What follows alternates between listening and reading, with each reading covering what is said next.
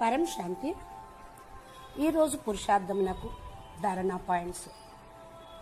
బాప్ అంటున్నారు, పిల్లలు మీరు ఎంతగా ప్రారబ్ధాన్ని గురించి, ప్రారబ్ధం మీకు లభించిన దాని గురించి ఆలోచిస్తూ ఉంటారో అంతకంటే అనేక రెట్లు ప్రాప్తులు మీకు లభిస్తాయి.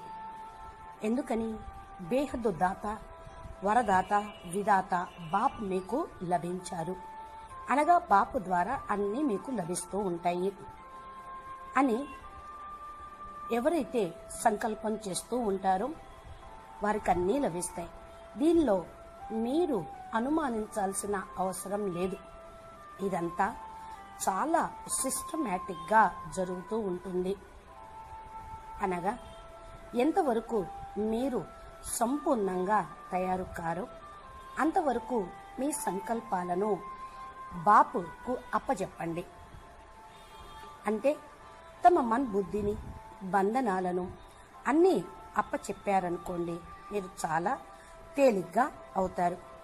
అనగా అన్నిటి నుండి ముక్తులవుతారు. లేకపోతే ముక్తి పొందలేరు.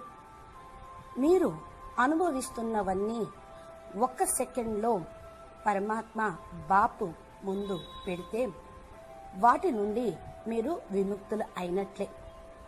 అలా చేస్తేనే మీకు మీ యొక్క ప్రాప్తులు లభించటం ప్రారంభం అవుతాయి.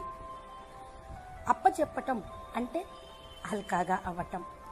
హల్కాపన్ అంటే సంపూర్ణ స్వతంత్రంగా, సంతోషంగా, ఆత్మ నిండుగా ఉండిపోవటం.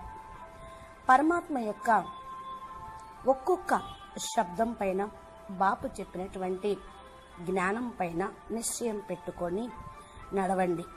అప్పుడు చిక్కుల్లో ఉన్న ఏ సమస్య అయినా సరే సాల్వ్ చేసుకొనుటకు మీకు అట్టే సమయం పట్టదు.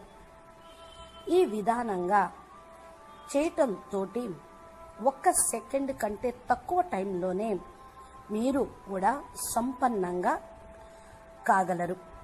పిల్లలు, బేహద్ బీజ రూపీ ఆత్మలైన మీరే పరివర్తక కర్తలు కనుక బేహద్దు పిల్లలు పరివర్తన ప్రాసెస్ను కంప్లీట్ చేయాల్సిందే.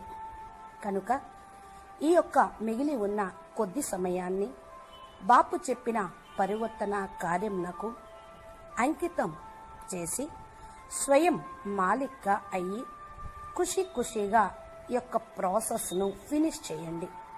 బచ్చే, నేను నా ప్రతి ఒక్క బిడ్డతోటి ప్రతి సెకండు తోడుగా ఉన్నాను.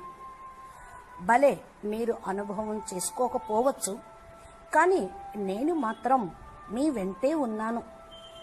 మీరు బాపు యొక్క సిక్కిలదే అల్లారు ముద్దు పిల్లలు. ఏ చిన్న ప్రాబ్లం వచ్చినా సరే నేను అక్కడే హాజరైపోతాను.